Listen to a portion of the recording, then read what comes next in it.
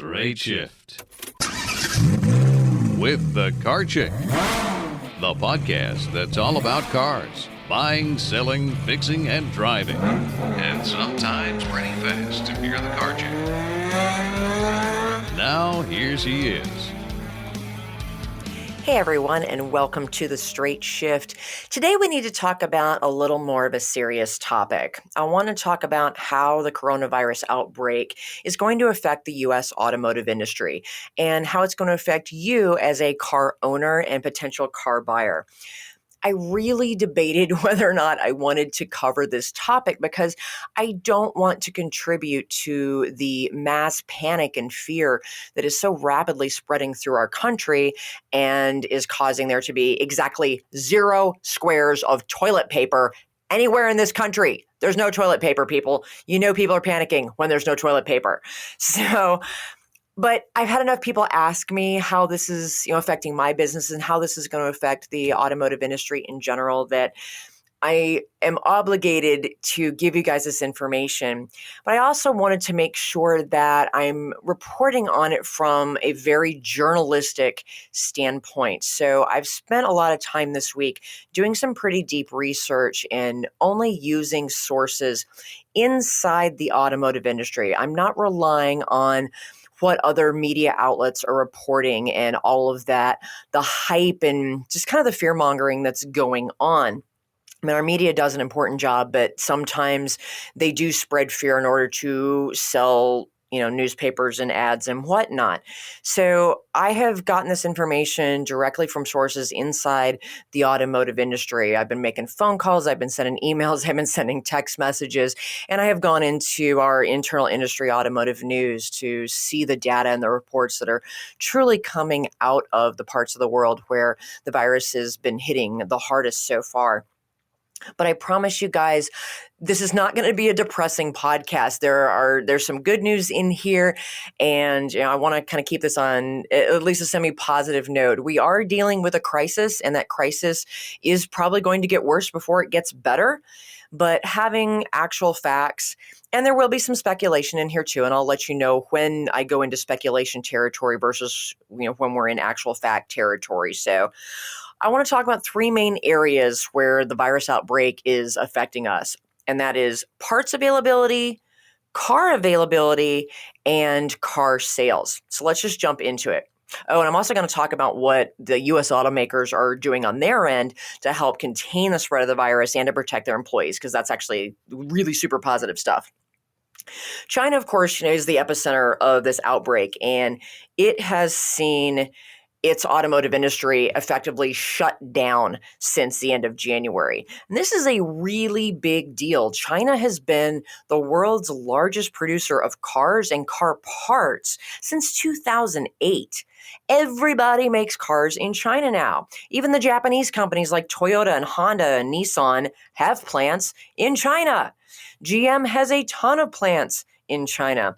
And all of the manufacturers, even the European ones, get critical parts from China for their plants, including the plants they have here in the U.S. So this is seriously disrupting the production and shipment of all of these Chinese-made auto parts and the components that we need to put those cars together here in the U.S. factories. It's a business about $17 billion last year of the import of Chinese car parts to the U.S. automotive industry.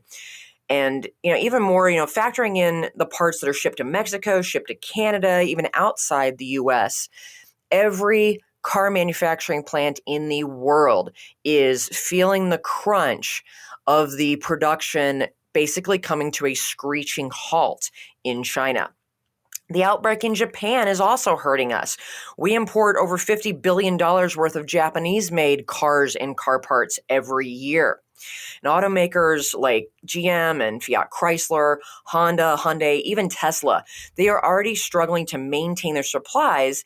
And in many cases, they have resorted to air freight instead of the slower shipping containers, that go over on the oceans to keep those supply lines from China and Japan open.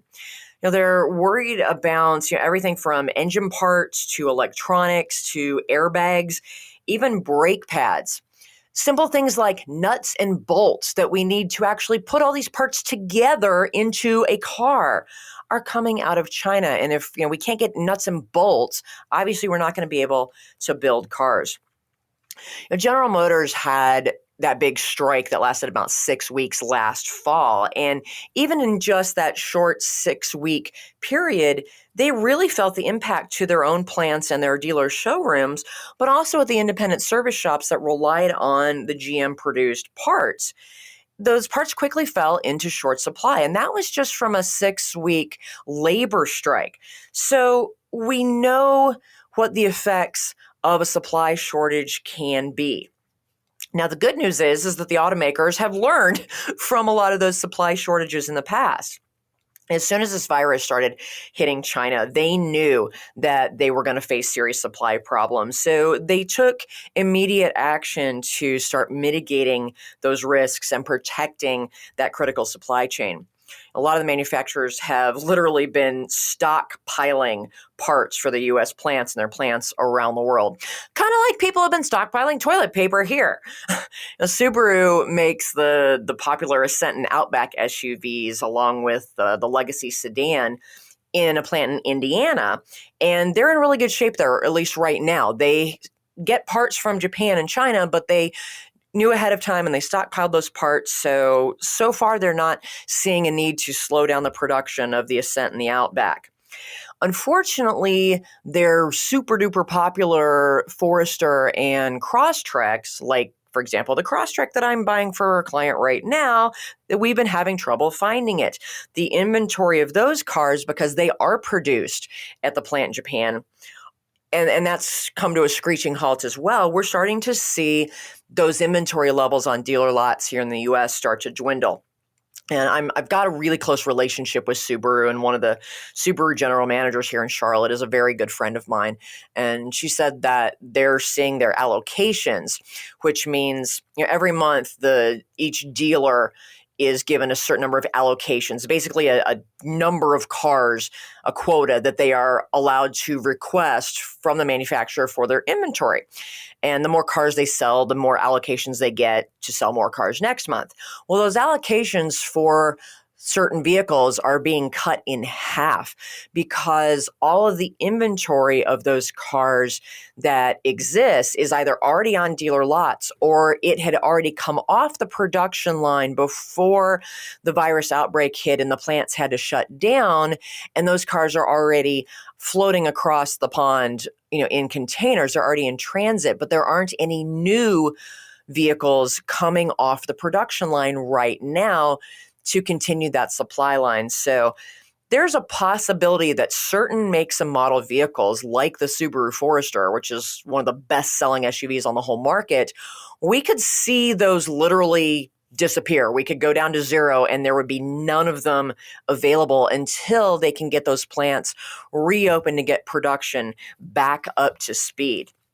So even, Toyota, they learned a big lesson back in 2011, as did a lot of the other manufacturers back when the tsunami hit Japan.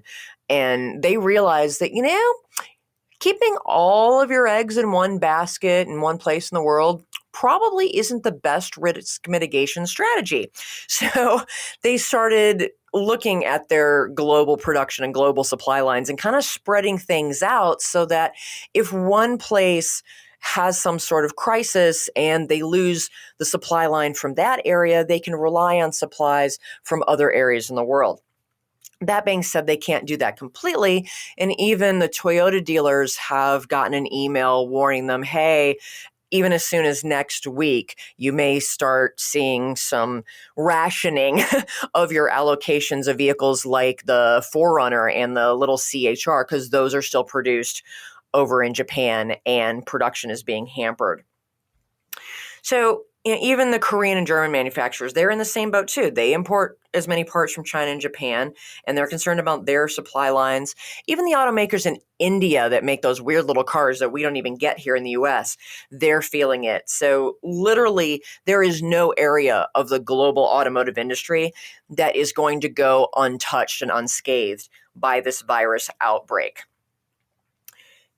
Despite efforts to protect their supply chain, to the industry experts, they do expect U.S. vehicle production will still be negatively impacted. Despite all the stockpiling of parts, we are probably still going to see some slowdowns of production of, Hondas, Hyundais, Fords, Chryslers, GM cars. It's really going to depend on how quickly the Chinese and Japanese markets can get their production facilities back up and running. And believe me, the automakers have been pushing so hard to get those plants open, but they're still, all the plants that are coming out of China, at least as of kind of the last week in February, which is the last date that I could get truly reliable inside information on, they were operating at about 20 to 30% of their workers. That's not 20 to 30% of their capacity. That's about 20 to 30% of their workers were able to go back on the job. But at best, they're operating still at a fraction of their production capacity and where they need to be. Vehicle production in places like Italy, that's shut down. Interestingly, Ferrari is still producing cars. So, hey, don't worry. All the rich people will still be able to get their supercars. It's the rest of us that might be in trouble. So those supply chains are what is going to put a cramp on production of automobiles overseas and here in the US. So if we start to see some shortages of certain makes and models of vehicles on dealer lots, that's why we can blame the coronavirus. Another area that we're going to see this parts crunch come into play is in the aftermarket industry. So many of the aftermarket car parts are made in China. About 60 to 75% of all the Chinese auto parts that come into the U.S. actually end up on that aftermarket market, I guess you would say. China's also a big producer of all the replacement body parts on cars. That's about 10% of China's global auto parts export, or actual body parts for cars.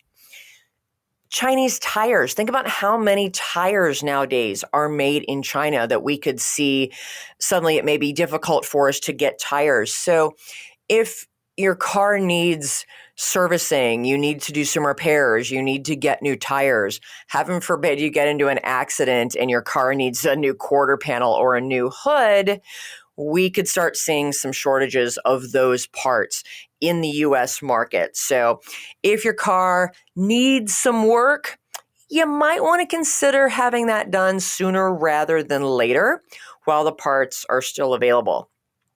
All right, I'm going to take a quick break, and when we come back, we're going to talk about car sales and how that's shaking out and what the automakers are doing to help prevent the spread of the virus and protect their employees. I'll be right back after this.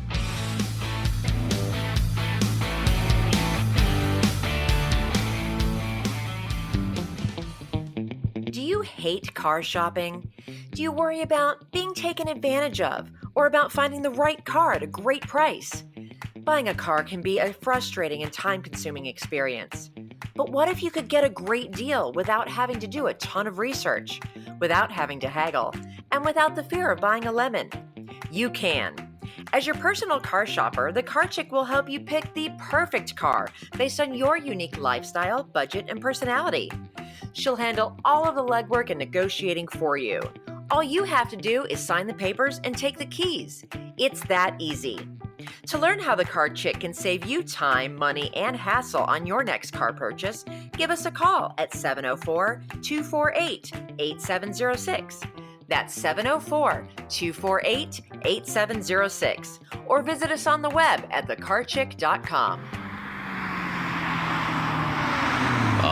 The Car Chick is back for more Straight Shift. Hey everyone, welcome back to The Straight Shift. Today we are talking about the impact of the coronavirus outbreak on the U.S. automotive industry and how it's affecting the automotive industry globally. For the break, I talked about the supply chain problem of being able to get parts for cars and even certain specific makes and models that are produced overseas. One thing I did forget to mention is I did call multiple car parts stores like Advance and O'Reilly's and Pep Boys and even Worldpac, which is a supplier that is typically directly from the parts suppliers to the independent shops. Most of your average consumer does not buy directly from Worldpac, but they're a huge supplier of car parts around the world. And I asked them, are you seeing shortages of any parts in your store? And so far, none of them are seeing that at the local store level. I even talked to the parts managers at several dealerships for several different brands like Subaru and Toyota and BMW, and they're not seeing those shortages yet. But some of them have received the dreaded corporate email telling them that, hey, things are okay right now, but certain parts could come into short supply over the next few weeks. And so much of that is going to depend on not only how quickly China and Japan get their production back up, but also how the virus continues to spread and how that crisis shakes out here in the US in terms of our reaction to it and just how well prepared we are to deal with the potential uncertainties and the problems that could come around. But so far, you can still go to your local parts store and get car parts. So that's good news. In terms of car sales, global car sales unsurprisingly, have been negatively affected by this virus outbreak. The worst numbers, of course, coming out of China. New car sales in China for February, because February is the last month we have full data for. New car sales in China in February were down over 80% as compared to February last year. It's practically new car sales have come to a halt over there. Okay, now why do we here in the US care how they're selling cars in China? Here's why. Hundreds of thousands of cars are made in U.S. plants by U.S. and other manufacturers and are shipped overseas to China and sold.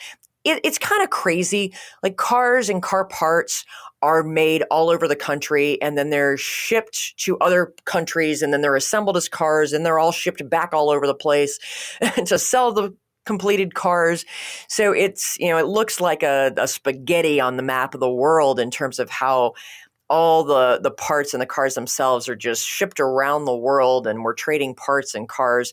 It's just a complicated, very interconnected global industry. So yes, when car sales in China plummet, it has an impact on people here because if we're not selling cars to China that are produced here, does that mean we need to be producing that many cars? Is it cutting, workers' salaries? It's definitely cutting into the bottom line of companies like GM and BMW, and they employ U.S. workers. So what happens in other countries absolutely affects what happens to us here.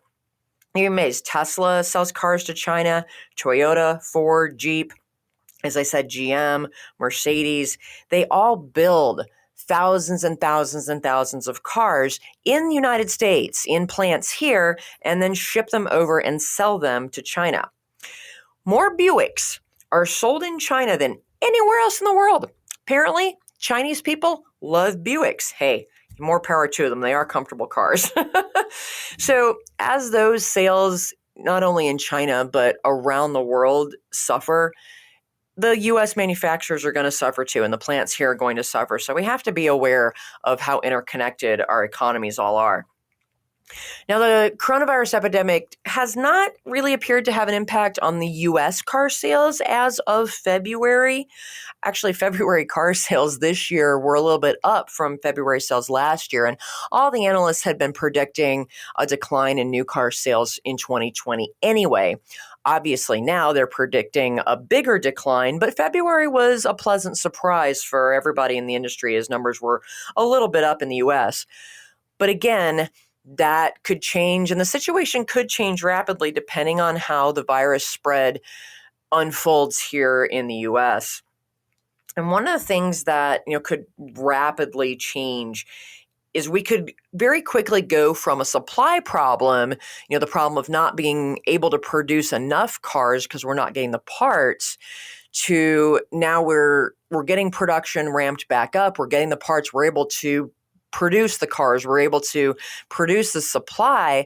But then all of a sudden demand plummets because if the virus continues to spread here and the panic that's causing people to hoard toilet paper continues to spread, then, as consumer confidence goes down, it has a huge impact on our economy. People, if they're scared about the future, they're not sure, am I going to have income? How's my job going to be? Am I going to be healthy? As we have those fears as consumers, what do? We stay home and we don't spend money. We keep our wallets tightly closed, and big ticket items like cars tend to be the things that suffer first. We're still going to go out and obviously buy toilet paper if we can find it. We're still going to buy food. We're going to buy the necessities, but we don't tend to buy luxury items, or we don't tend to buy big ticket items. So even people that need a car because their car died or it was totaled in an accident or for whatever reason, they may decide to be a little more conservative, as they typically do in times of economic downturn. And they may say, maybe I'll buy a used car, something a little bit cheaper, instead of splurging on that new car. And as a result, new car sales could plummet. So we could very rapidly swing from a supply problem to a demand problem. We've seen drastic plunges in the stock market over the last week. I've just literally not even been opening those emails from my financial planner, because I know I just got to write it out. I'm in it for the long haul, but I am obviously worried about people like my mom, who are in her 70s, and she's living on that money, so it's reducing her pool of money. And obviously those people are definitely going to be tightening down on their expenses. But, as the stock market continues to see a lot of volatility, it can trigger a bigger economic shutdown. I'm not going to get into a lot of the details. I actually have a degree in quantitative economics, so unfortunately I understand this stuff way more than I would actually like to right now. But it all boils down to people get scared, they don't spend money, new car sales plummet. We're already seeing some slowdowns in the new car market in specific areas, most notably fleet purchases by the rental car companies. So many of the new cars sold every year are sold to rental car companies, not just to us individual consumers. And because of all the travel shutdowns, the bans, and just people staying home, they're not renting cars. So the rental car companies are like, we're not going to buy as many cars for our fleet this year because we don't know when the travel is going to resume. So that is impacting all of the manufacturers that sell lots and lots of cars. And that's everybody. That's Toyota. That's all the American manufacturers. That's Subaru. That's Hyundai. They all have big rental car sales every year. And as that goes down, obviously they're going to suffer. Now, of course, on the positive side, because, I want to always keep things positive. I don't want to be all doom and gloom today. When new car sales drop like that, they have sales. The manufacturers come up with rebates and low APRs and all these great incentives to get us off our butts and into the dealerships to buy their new cars. So, as the economy turns down, if you are in the market for a new car, you're probably going to be able to get a great deal, as long as it's on a car that we actually have supplies of. The other thing that is very positive that I'm seeing is how at least the big three American manufacturers, Ford, GM, and Fiat-Chrysler, how they are handling this situation in regards to their employees personally and our society in general, in terms of their social responsibility as a massive company to help reduce the spread of the virus. And we already are seeing confirmed cases of the coronavirus in Michigan, Indiana, Ohio, South Carolina, Kentucky, Texas, all the states where we have these major car manufacturing plants. And certain workers that, from Ford and GM have tested positive and are now under quarantine. And so the automakers are really working hard to combat the spread of the virus and to protect their own people. They have told employees that if your job and you can work from home, and they're giving them the technology and the tools to do so. They're saying work from home. They're going to virtual work environments. They're reducing the number and the size of in-person meetings. They're leveraging technologies like Zoom and GoToMeeting and being able to have virtual meetings and conference calls instead of people getting together face-to-face to reduce that spread. For the teams that obviously can't work virtually, you can't build cars virtually, at least not yet. That could be kind of cool. Once we get to be able to digitally print cars, yeah, I bet we could probably work remotely and all the robots would actually build the cars and digitally print them, and the people that worked those machines could do it virtually. That'd be cool. But we're not there yet. So in the meantime, what they're doing, especially GM, has adjusted their work schedules in their manufacturing plants as well as their customer care and contact centers. So, because those employees can't work from home in some cases. So what they're doing is they're shifting all the schedules to allow the work environments to be cleaned more frequently and disinfected so that they're reducing the chance of the virus being able to linger around on all the surfaces and in the airs. And I thought that was a really creative solution, and it's likely going to be a very important one for reducing the spread of the disease. So kudos to them on that. They're also increasing the supplies of, sanitation supplies, the availability. I'm sure they're some of the ones that are hoarding all of the antibacterial soap and the antibacterial wipes and the hand sanitizer, but that's okay. They need to do that if they need their employees to be physically at their locations to work. And of course, they're implementing travel bans and restrictions so that their employees aren't flying around the world like they normally do. Instead, they're trying to have those meetings via the virtual tools, which is great.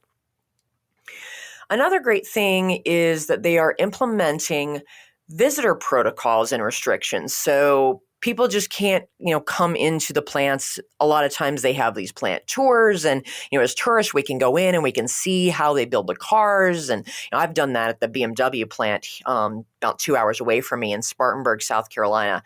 And that's an incredible tour. If you ever have the opportunity to do that, it's absolutely amazing to see their manufacturing processes and logistics. Now, granted, I'm a nerd about that stuff, having come out of the management consulting world, but it's really, really cool to see. But most of at least Ford and Fiat and GM have put the kibosh on that for now. And they're really, really limiting the number of outside visitors that can come into their facilities to reduce the spread of the virus. And that just makes sense. The United Auto Workers Union is also negotiating with the big three and other employers to ensure that the factory workers who are under quarantine or may become under quarantine, that they're compensated through paid sick leave so that they can stay home, they can stay quarantined without worrying about their paycheck, because that's going to be the biggest problem around the world and in the US is, people aren't going to want to stay home. Well, they're going to want to stay home, but they're going to feel like they can't stay home. They have to go to work, because if they don't go to work, they don't get paid. And they don't get paid, they don't get to pay their rent, and they don't get to eat. So that's the biggest challenge, especially in the US, for containing this disease, is the pressure to go to work so that you still get your paycheck. And I really applaud the automakers for working with the union and working very constructively with them. GM has already signed on and has agreed that all quarantined workers are going to receive full compensation until they are medically cleared, and GM's making sure they get all the medical care and attention that they need to be healthy, to be able to come back to work and to not spread the disease to other employees and, of course, to their family and friends and neighbors. Ford and Fiat-Chrysler are expected to sign on to the same agreement any day now. So the big three, at least, are taking care of their workers.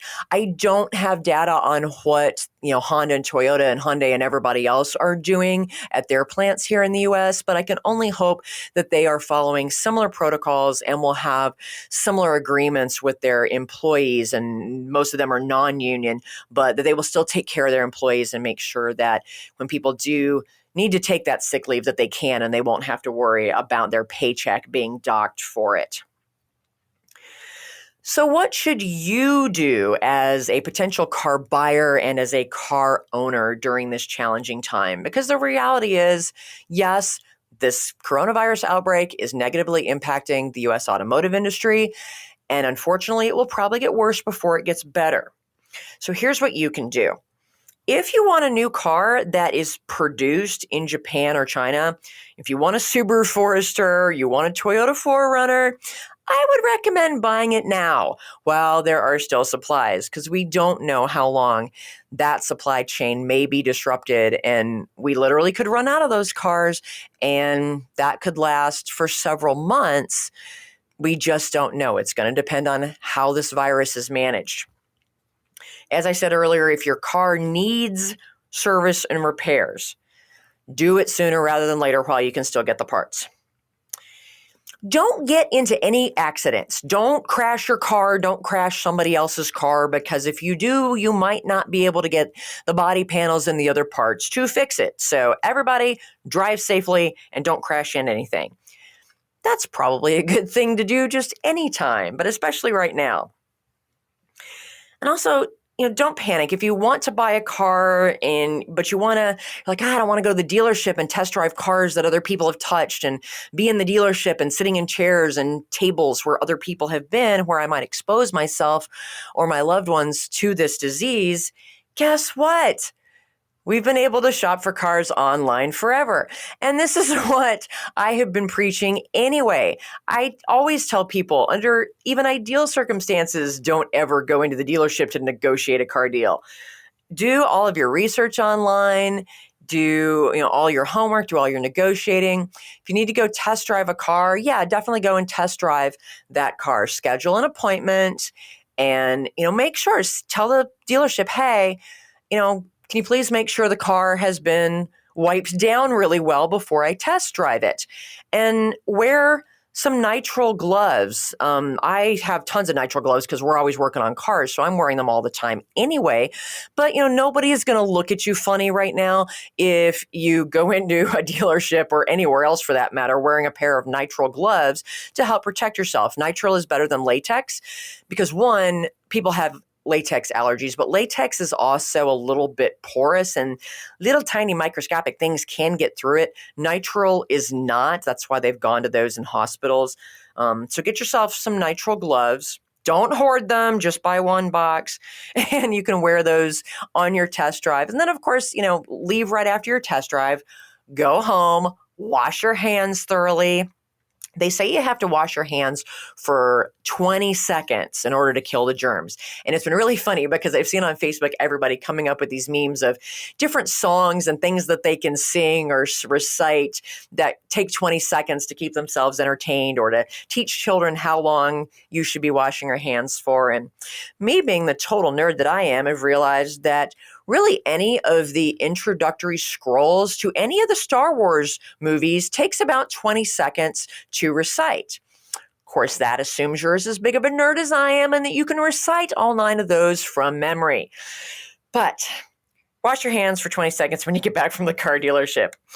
And in general, just be smart. Right now, we need to take the precautions that are being recommended by actual experts, like the people at the CDC, infectious disease experts, the World Health Organization, not necessarily what the politicians and the media are telling us, but the actual experts.